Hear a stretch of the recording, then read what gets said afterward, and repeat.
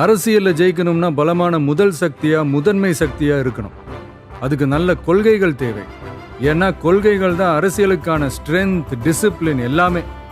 அப்படியான அரசியல் பயணத்துக்கு நாம யாரை துணையாகவும் வழிகாட்டியாகவும் எடுத்துக்கணுங்கிறதுல ஒரு நல்ல தெளிவும் புரிதலும் இருக்கணும். அந்த தெளிவோட புரிதலோட நாம தேர்ந்தெடுத்த நமது கொள்கை தலைவர்கள் தான் பகுத்தறிவு பகலவன் தந்தை பெரியார், பச்சை தமிழன் பெருந்தலைவர் காமராஜர், அண்ணல் அம்பேத்கர், ராணி வேலு நாச்சியார், மக்கள் சேவகர் அஞ்சலை அம்மாள். இவங்க 5 பேரும் எப்படி நம்ம கொள்கை தலைவர்களாக ஆனாங்க, எந்த அடிப்படையில் ஆனாங்க? ஃபர்ஸ்ட், தந்தை பெரியார். பெரியார்னாலே கடவுள் மறுப்பு கொள்கை மட்டும்தான் ஒரு சிலர் இங்க அப்படி ஒரு பிம்பத்தை கட்டமைச்சிட்டாங்க. நாங்க யாரோட கடவுள் நம்பிக்கையும் எப்பவும் உதாசனப்படுத்தவே மாட்டோம். அதே சமயத்துல எங்களுக்கும் கடவுள் நம்பிக்கை உண்டுங்கிறதையும் தெளிவா இப்பவே அறிவிக்கிறோம். சர்வ மத பாதுகாப்புக்கும் சமய நம்பிக்கைகளுக்கும் அரணா இருக்கிறது தான் எங்களோட சமரசமற்ற அடிப்படையான ஆழமான நிலைப்பாடு. பெண் விடுதலை, பெண் கல்வி, பெண்கள் முன்னேற்றம், சமுதாய சீர்திருத்தம், சமூக நீதி போன்ற கொள்கைகளை முன்னெடுத்து சென்ற காரணத்துக்காகவே தந்தை பெரியார் எங்களோட அரசியல் வழிகாட்டி மற்றும் கொள்கை தலைவராக ஏற்க முடிவு செஞ்சோம். எங்களோட அடுத்த கொள்கை தலைவர் பெருந்தலைவர் காமராஜர். கல்விக்காகவும் தொழில் வளர்ச்சிக்காகவும் அந்த காலத்திலேயே யோசிச்ச உத்தமர் காமராஜர். மதச்சார்பின்மையை இந்த மண்ணில் ஆழமா விதைச்சதுல அவருக்கும் பெரிய பங்கு உண்டு. இன்னைக்கும் நேர்மையான நிர்வாக செயல் திறனுக்கு இங்கு நீடிச்சு நிலைச்சு ஒற்றை உதாரணமா நிக்கிற ஒரே தலைவர் பெருந்தலைவர் காமராஜர் மட்டும்தான். அதனால பெருந்தலைவர் காமராஜரை நம்மளோட நிர்வாக செயல்முறை சித்தாந்தத்திற்கான சிற்பி, வழிகாட்டின்னு தலை நிமிர்ந்து பெருமையோடு அறிவிக்கிறோம்.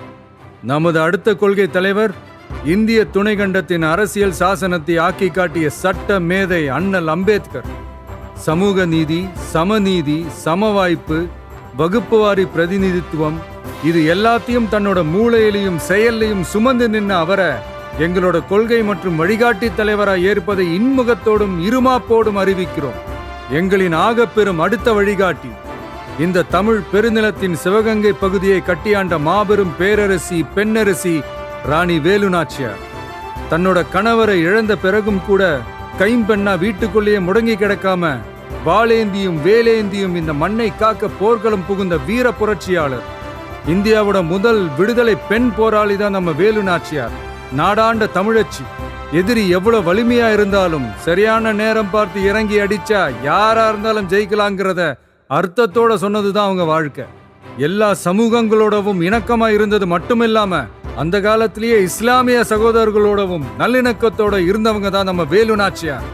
முன்னேற துடிக்கிற சமூகத்துல பிறந்து இந்த மண்ணில் இருக்கிற ஒட்டுமொத்த சமுதாய முன்னேற்றத்திற்கும் சித்தமா இருந்து உழைச்ச உன்னதமான போராளியான கடலூர் மாவட்டத்தைச் சேர்ந்த அஞ்சலை அம்மாளை தான் நம்முடைய இன்னொரு வழிகாட்டியா நாம தேர்ந்தெடுத்திருக்கிறோம். நிறை மாத கர்ப்பிணியா இருந்தப்பவே கொஞ்சம் கூட யோசிக்காமலும் பயமில்லாமலும் போராட்டத்துல கலந்துகிட்டு கைதானவங்க, பரோல்ல வெளிவந்து குழந்தை பெத்துக்கிட்டு அதுக்கு அப்புறமும் கை குழந்தையோட கெத்தா சிரிச்சுக்கிட்டே மீண்டும் சிறைக்கு போன ஒரு சூப்பர் லேடி தான், லேடி சூப்பர் ஸ்டார் தான் நம்ம அஞ்சலை அம்மாள். சட்டமன்ற உறுப்பினராகவும் இருந்தவங்க. மகாத்மா காந்தி, மகாகவி பாரதி, பெரியார்னு எல்லா பெரியவங்களாலையும் பாராட்டப்பட்ட நம்ம தமிழகத்தோட களங்கமற்ற குலவிளக்கு தான் அஞ்சலை அம்மாள்.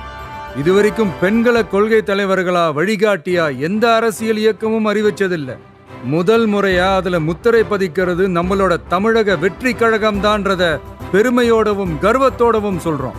சிறப்பு மிக்க இந்த 5 தலைவர்களையும் கொள்கை தலைவர்கள் மற்றும் வழிகாட்டிகளாக ஏற்று களமிறங்கும் தமிழக வெற்றி கழகம் தமிழக அரசியலின் வெற்றி உலகமாகவும் மாறுவதையே தன் சித்தமாகவும் சித்தாந்தமாகவும் கொண்டு களமாட உறுதியேற்கிறது.